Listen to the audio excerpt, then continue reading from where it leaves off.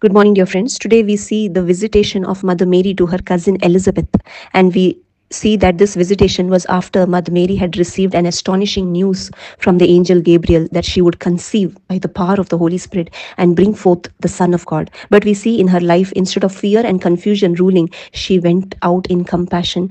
We see she goes with haste to the hillside to visit her cousin Elizabeth, who had also conceived in her old age. And we see this entire journey was not a physical journey, but it was a spiritual journey which was empowered by the Holy Spirit, because she had received the good news from God.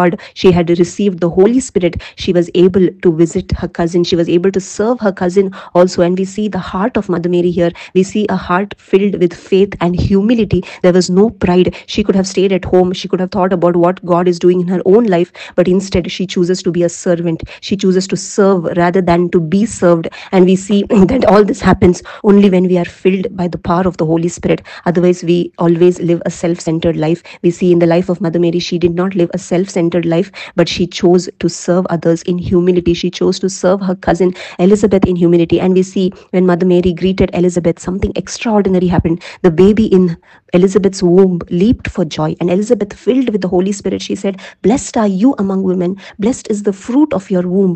And this teaches us how God's presence brings joy and affirmation. And we see she was blessed. Mother Mary was blessed because she had received God's word. She had been obedient to God's word. She believed in God's word, and that is why she was called blessed. And same thing happens to us also when we receive God's word in our heart, when we believe in God's words, when we are obedient to the word of God, we are also called blessed. And we see Mother Mary's response. She says, "My soul magnifies the Lord." She rejoiced not in her own greatness, but she rejoiced in what God had done for her. She praised God, and she said, "It is God who lifts up the lowly, who fills the hungry, who remembers his promises." And we see this entire encounter between Mother Mary and Elizabeth is an act of love. It is a journey that we also need to take to support one another, to share the good news with another person, to serve others, to be obedient to the word of God. And only when all this happens, only when we are filled with the Holy Spirit.